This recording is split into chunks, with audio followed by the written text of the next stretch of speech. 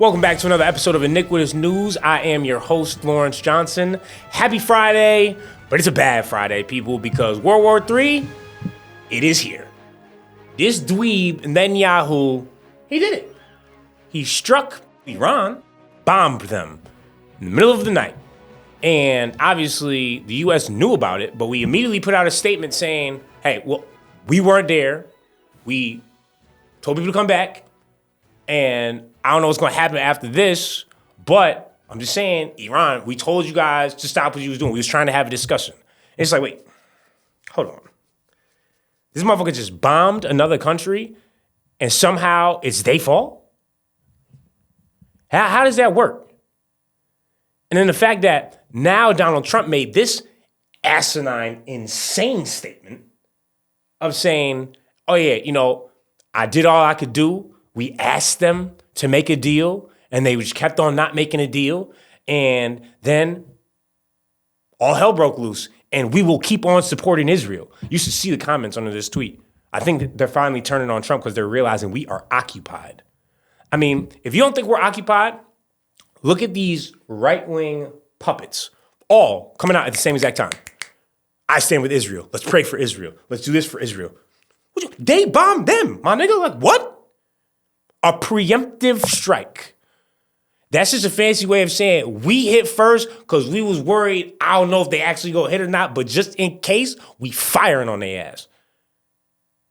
And when it missiles, they said immediately, we're not targeting residential areas. We're targeting nuclear sites, but we also kill a couple generals and people like that and some nuclear scientists.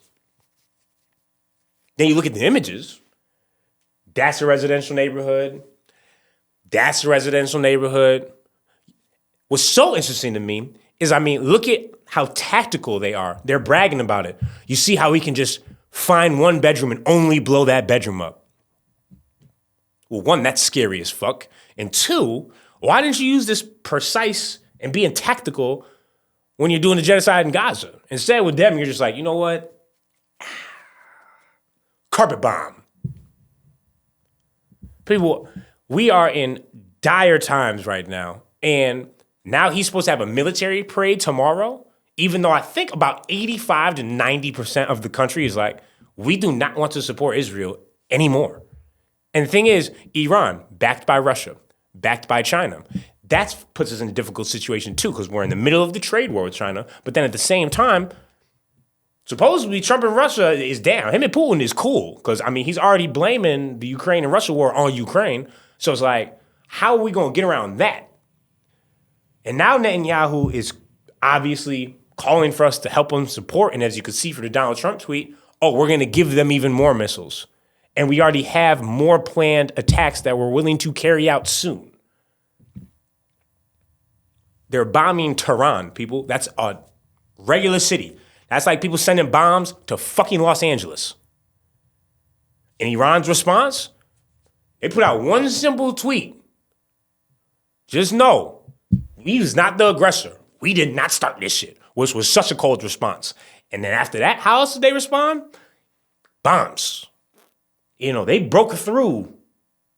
That little golden dome, you know, they bomb in Tel Aviv now. And it's just like, I don't know what happens after this, but most likely World War III, because you know we have no choice but to support Israel at this point in time. Even though all our people say it, our government is occupied. So we are cooked.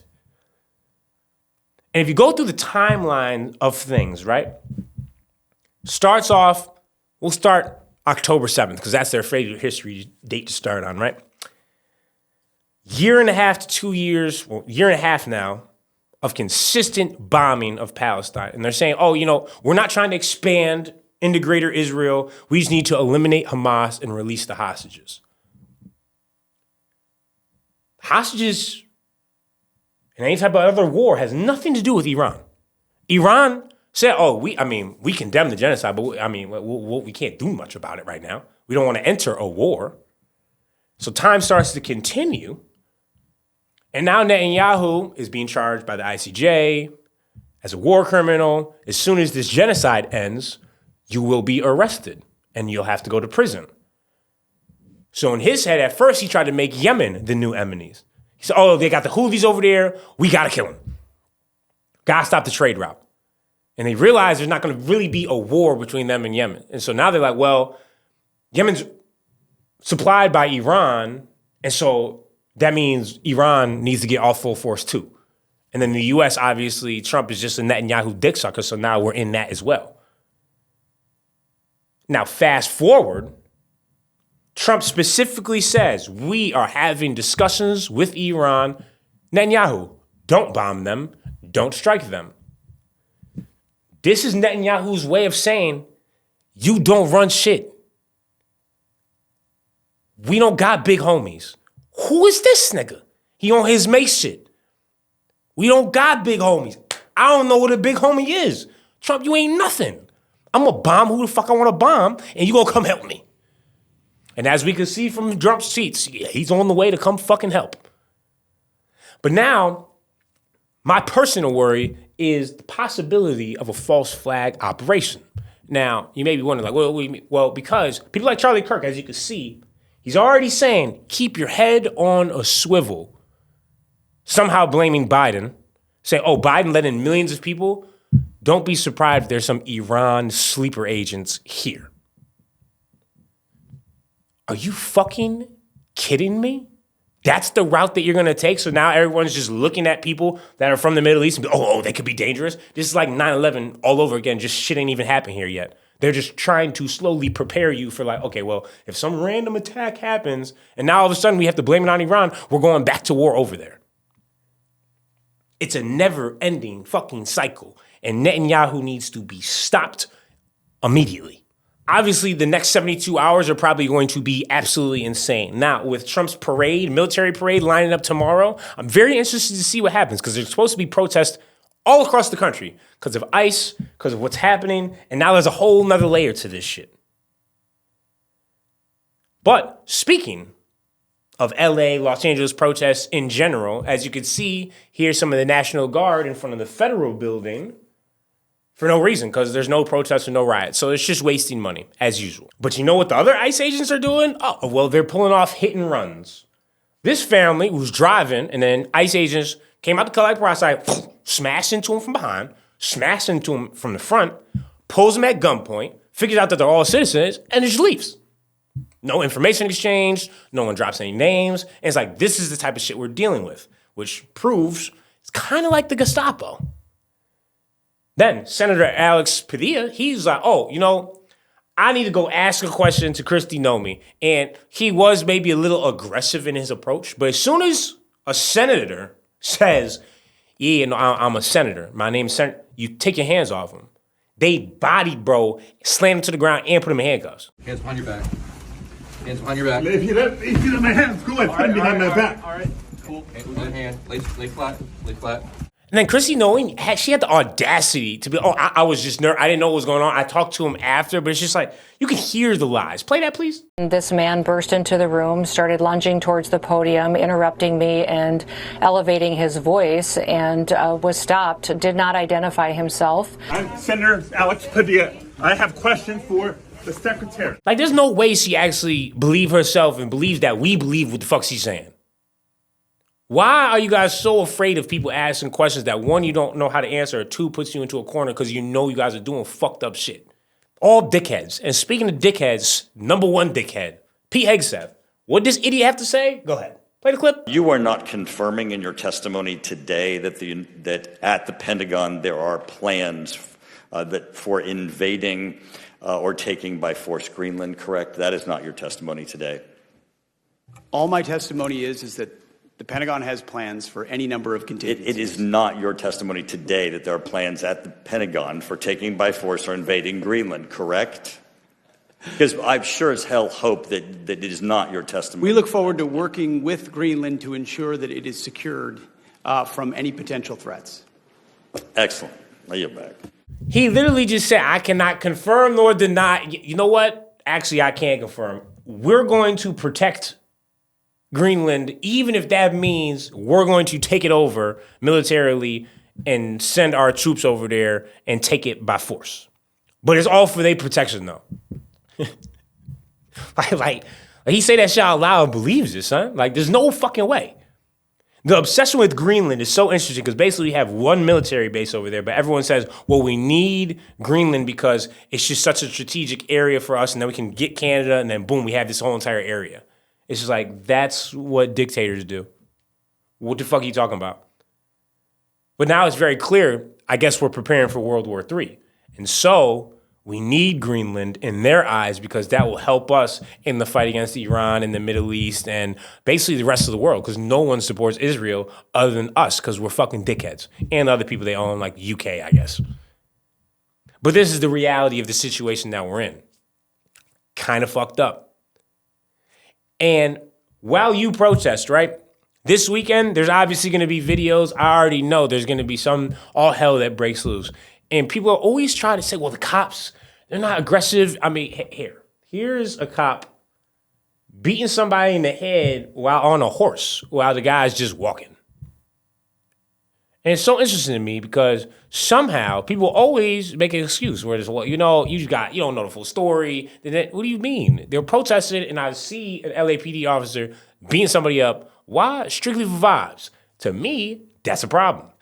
Trump has folded per usual. As you can remember, he was like, well, we need to deport everybody. But then he came out and said, well, our farm workers and hotel people, we should stop deporting them. Because obviously ICE sent a raid into the fields, chasing people down, tackling them. But all of a sudden, obviously, people started making phone calls to Trump. They're like, now you fucking my money up. What are you doing? And this is what I've said the whole entire time. If you pay taxes, you have a family, your kids are going to school, that's not your fault. That's a system problem. But obviously all the Trump dick suckers was on his side. But now he reversed in less than 24 hours. And people are like, well, they just jump with him. Well, I agree with that too. It's like, holy shit, what can that man not do? How did he get so many fans, son? That shit is so interesting to me. Like, what did he do for y'all to just be like, I gotta be on his dick no matter what. I gotta agree with what this man is saying. I don't care what's going on. I gotta agree. That's what y'all be doing. I mean, and you type people, they're offering $1,000 for you to sit at the little parade tomorrow so you can cheer them on. They're going to pay it through cryptocurrency, obviously, which is basically your money already that you sent to the Trump coin to hopefully get some money back, but that's fucking cooked.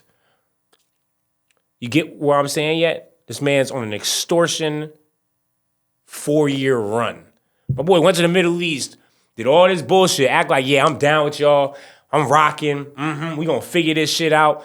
I may even fuck around, recognize Palestine as a state. Then he get back and his is like, oh yeah, got you, bitch. Watch this shit. And Netanyahu is just so ecstatic that this is finally happening. All his dreams are finally coming true. And it's just like, damn, motherfuckers just want to watch the world burn, huh? Jesus. And that's what's so funny to me is because like Trump even goes as far to be like, oh, well, I don't understand why we don't like Russia. Why don't we like Putin and them? What do he do? What do he do wrong? I mean, just listen to this clip right here. This shit is like, you may lose some brain cells, but if you're a MAGA fan, you'll probably just agree with bro. Macron, who's a good man, I said, what are you doing? He goes, we're celebrating World War II, our victory. I said, your victory? Your victory. Tell me about that. And then I called somebody else, and I happened to speak to President Putin at the time. Now, in all fairness to him, he lost 51 million people, and he did fight. Russia fought. Sort of interesting, isn't it? He fought with us in World War II, and everybody hates him. And Germany and Japan, they're fine. Someday somebody will explain that, but I like Germany and Japan too. But Putin is a little confused by that, He said, we lost 51 million people, and we were your ally. And now everybody hates Russia, and they love Germany and Japan. I said, let's explain that sometime, okay? But it's a strange world. Bro really had the audacity to say, well, we used to be allies. I don't know what happened, but somehow we cool with Germany and Japan now? Well, yeah, they didn't invade Ukraine. That's the whole point. When you invade other countries by force, most of the time it's like, what are they doing? Why are they doing that? It's 2025. What do you mean? How are you not happy with your little country lines yet? This shit's been figured out for a while. Why are you trying to go invade their space? I don't know. Trump and Putin has to have the most interesting relationship I have ever seen. And it's clear that, bro, really, you know what I'm saying? He don't really give a fuck about us. It's Israel first. What does Putin need? What do I need? how do I sell it that this is for America? That's a step-by-step process, or like he likes to call it, the art of the deal. We are so fucking cooked, and I can't wait to come back on Monday because I want to see just how much is gonna fucking happen over this weekend. Because I feel like shit is about to get critical out there. We are back with another segment of Flourish Fridays where I show people flourishing in life through random clips, stunt clips, fire clips, any type of clips. And today we're gonna focus a little bit on death diving. Bro just set the record. And when I tell you set the record, I mean like, if you look at this, you probably watch it and be like margin for error, you guessed it. Death, a little bit, turn too much, broken collarbone, broken shoulder, probably pierced lung. Bro be coming in at one time. I don't get that. Special white breed indeed. But the fact that bro jumped from that high, over 120 feet, new world record, and then smashed the wall like that, and he didn't die, tell you, I am impressed. Moving right along, we got another death dive. This one, I ain't gonna lie, this shit gotta be edited, because bro sends it off the cliff, and then look at the target. It's either, some people saying AI, I don't think it's AI, I just think it's a very good editor. But regardless, even if the pool was big as hell, you see how far son jumping from? Doing a front flip? Oh yeah, hell no. I am very impressed though. Again, special white breed indeed. Nobody else just looks at cliffs and be like, you know what? I'm gonna jump off that. Man, what? Sometimes you think that shit and then you get to the cliff, you start looking over, you're like, whoo, my leg's shaking like a stripper. Actually, I don't know if I wanna do that. This shit is kinda high. Wow. Not for him, no. What? Yeah. Moving right along, we have the Red Bull pilots. I know, Red Bull is in sight, so it's not just strictly for vibes, but I guess I just never understood the pilot POV. You know what I'm saying? And just how dangerous this shit is. I mean, like, look at son, he moving, grooving, vibing, sliding, but look how, like, first off, the plane's upside down, and he flying close to the ground. And it's like, if you just accidentally, your brain's like, oh wait, I gotta go the other way, he exploded, you're dead. Everyone dying. Margin for error, you guessed it. Death. But it's just like the talent, how much are they getting paid to do this? And then who was the first guy to be like, you know what? You know, we could fly close to the ground, but what if I flipped the whole plane? And I was just staring at the ground staring at me, and God probably looking at you from the upper room like, what? Whoa, slow your roll, gang. It's not that serious. You could die. Man. Red Bull, I don't know how you find your athletes, but I'm very impressed. Moving along in the Flashback Fridays where I bring you some music from back in the day that still hits to this day. Starting off with Ashanti, Foolish. Beautiful. I